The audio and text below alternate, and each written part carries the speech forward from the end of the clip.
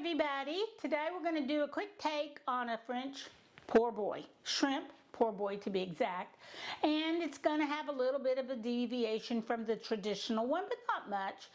You know, everybody makes theirs a little differently, and you go to New Orleans and you go to every restaurant, they make them a little bit differently, but you can learn the basics and then you can make it your own. So let's get started. We're going to do this in 3 steps. We're going to bread it, we're going to fry it, and then we're going to build our sandwich. It's pretty simple. And if you can do this outside, it really is better because it is so messy when you're frying shrimp like this. But it's a 3-step breading process that I use. I've tried it just doing without the egg and just dip it in the flour and throw it in, but it never works for me because all the flour just falls off the shrimp. So I always like to run it through a 3-step, the flour first, the egg, and then my real batter at the end.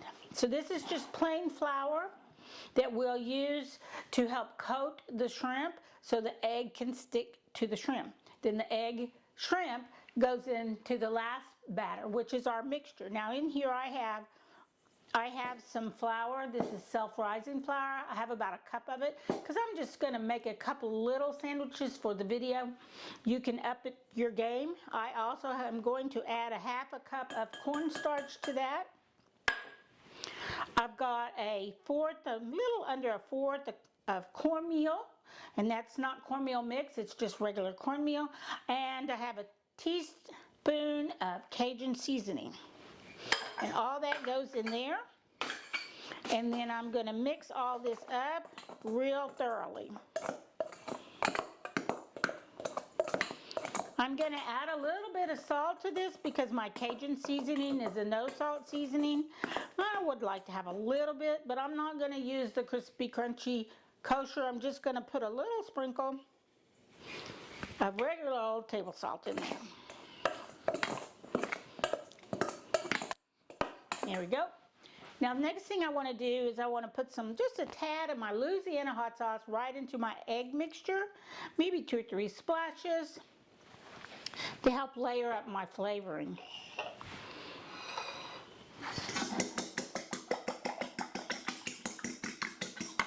And that's it. Now, as you can see over here, I've got a sifter and a tray to sift it on, because this can get messy, so we want to do that. I'm going to switch this around a little bit so that my final stage is at this end. Boom, boom. So, here's my shrimp, and that's probably about a half a pound of 16, no, not 16, that's a little medium-sized shrimp. It's already shelled and deveined, so it's easy. And we're going to just put that right into our little flour mixture here. Just like that. I'm going to take my spoon over here and I'm going to toss this around really good.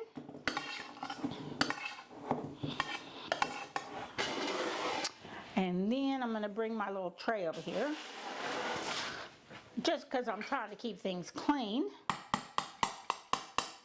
And I'm going to put this in here and then put that back down there. And I'm going to sift this out of here, so that all I have left in here is my well-coated shrimp. But see how messy this can get? Okay, I will save this because I'm going to do another batch in a little while after the video, but just for video purposes, here we are. So the next thing I'm going to do is I'm going to put this in here and I'm going to coat it really well with my egg batter. Again, tossing it around. And then from there, it goes into here. Okay.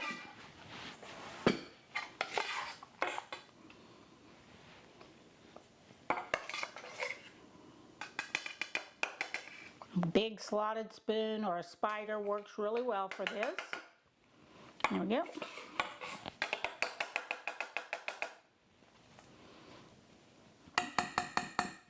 Okay. And I'm going to toss this around in here really good until it gets good and coated. Now, the reason I do this is I don't like a thick coating on my shrimp. I like a thin coating on my shrimp. And if I buy pre-breaded shrimp, which you could do. Usually the breading is a lot heavier weighted, and I want a light batter on my shrimp. Not quite as light as tempura, but the cornstarch will give it a little extra texture. The self-rising flour will help it puff and make it puff up and be really good that way. And again, we do the same thing. I'm going to dump those in there.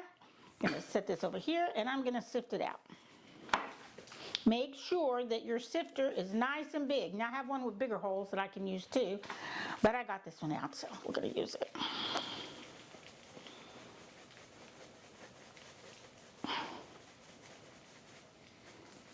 There you go.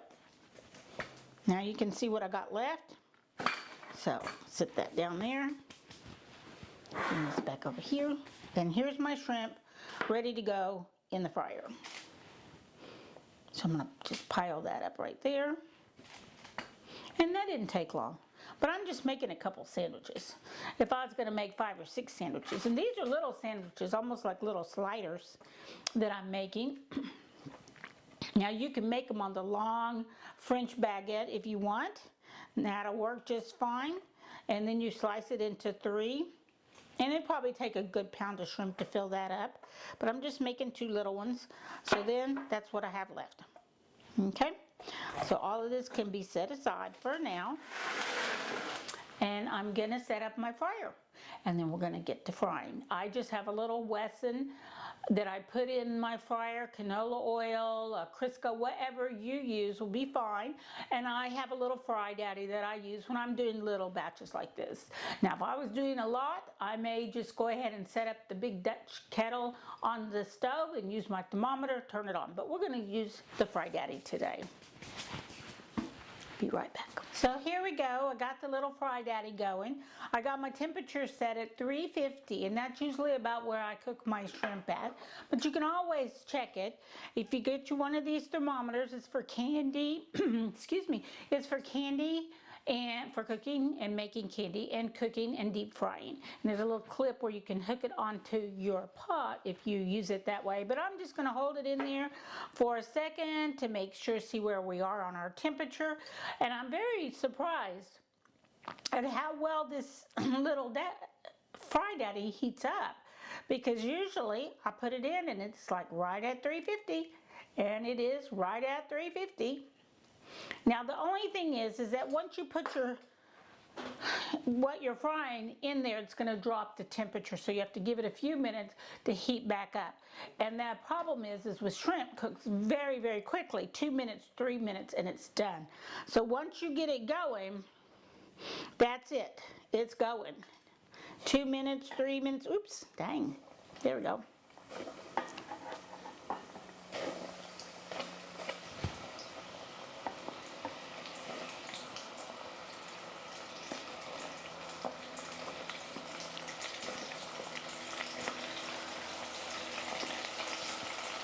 Yep, there we go.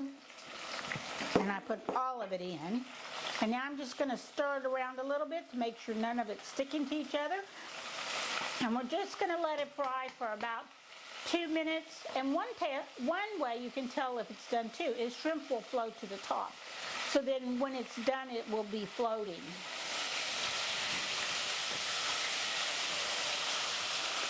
When we take it out, we're going to put it on a paper towel so it can drain a little bit.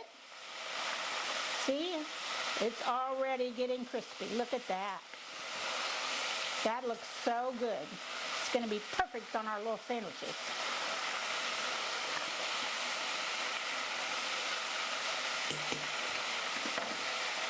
We're going to let that go for about 2 minutes.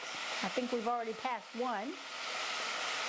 And sometimes these are not going to be as brown as you think they would be, because they cook so quickly. If you leave them in there too long, they will get rubbery and tough, and you do not want rubbery, tough shrimp. I'd rather have a lighter toasting on my shrimp than to have the rubbery shrimp.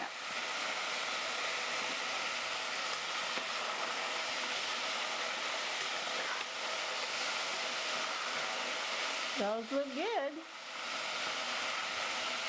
I didn't set a timer, I'm just going with what I know.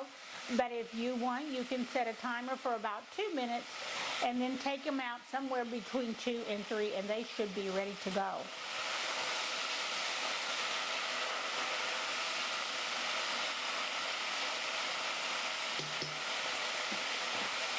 All right, that looks really good. I'm gonna start taking them out. They will continue to cook as I get them out and set them on the platter. And see, they are light. They are a light toasty color, and that's okay by me. I do not want them to be tough and chewy, but those look real pretty to me.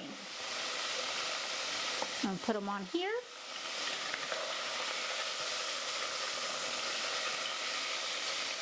If you have a longer handle, it helps, but then I can't see down in the pot. So this works out for me. And there we go. Now I will say I've already made a few little French fries to go with our sandwich.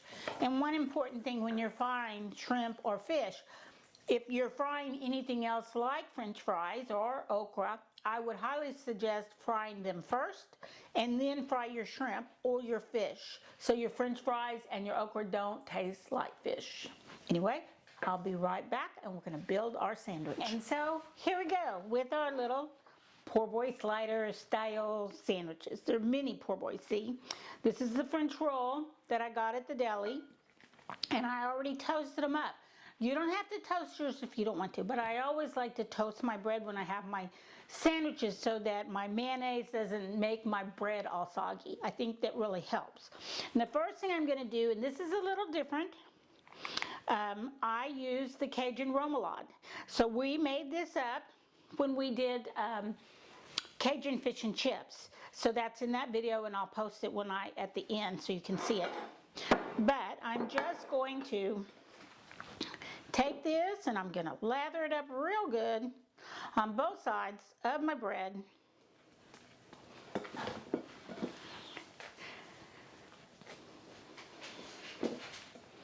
And then a lot of remoulade sauce. There we go.